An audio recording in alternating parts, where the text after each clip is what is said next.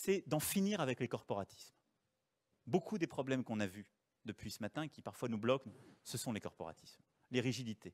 C'est les corporatismes qui créent la défiance, qui bloquent la circulation des gens, qui bloquent l'accès à certaines catégories, à certaines professions, qui bloquent aussi l'innovation, parce que c'est la corporation en place, plus ou moins structurée, qui dit « moi je ne veux pas, vous ayez accès ou à mes informations, ou à mon business model ». Et elle préfère que collectivement, on rate une étape, plutôt que d'être fragilisé à court terme.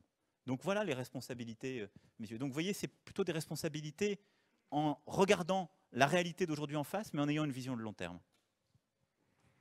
Bonjour, Monsieur le Ministre. Bonjour.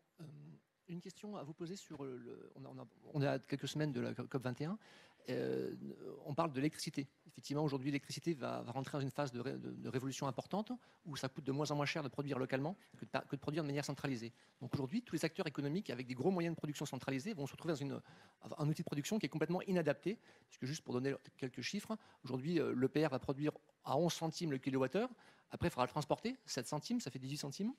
Alors que sur le toit de ce ministère, on pourrait produire en autoconsommation autour de 10 centimes le kilowattheure.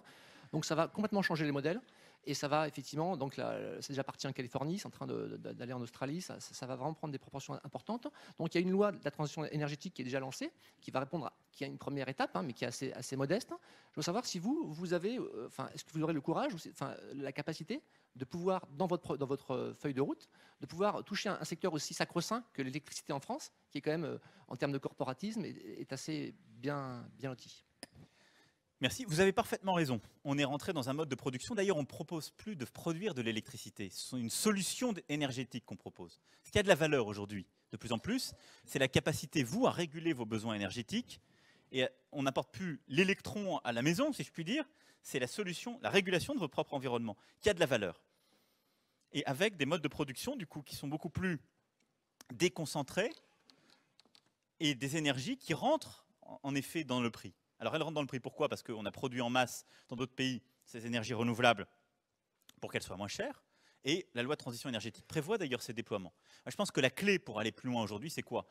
Nous, réallouer du capital pour aider la disruption dans ce secteur d'innovation. L'encourager et continuer à l'encourager sur le plan de son financement pour justement aller plus loin. Permettre un accès plus facile aux données. Parce que cette consommation, cette énergie plus déconcentrée, ce sont les données. C'est ça qui est fondamental. Et donc, je pense qu'il ne faut pas qu'on ait... Le risque, à mes yeux, avec cette nouvelle forme d'énergie, c'est qu'on fasse comme dans l'ancien temps. C'est-à-dire qu'on veuille réguler le marché et qu'on donne des niches de régulation à des petits acteurs nouveaux qui arrivent. C'est ça ce qui est en train de s'arriver. On va se raconter les choses en réalité. Moi, je l'ai vu se jouer dans les coulisses de certains textes. C'est ça. Moi, je ne suis pas pour qu'on dise « j'ai donné un avantage à telle forme d'innovation déconcentrée nouvelle » parce que, non, je veux une plateforme ouverte. Arrêtez de créer des barrières. Donc vous avez raison, pour le consommateur, il faut qu'il ait plus de choix entre différentes formes d'énergie, beaucoup plus libre. Mais il faut surtout qu'on ouvre les données, les régulations, pour que les solutions les plus innovantes, les plus déconcentrées, les moins coûteuses, aient accès à leur consommateur final. Et toutes les idées que vous avez, je suis prêt à les regarder pour qu'on aille encore plus loin. Mais il y aura un volet, en effet, sur ce chapitre-là.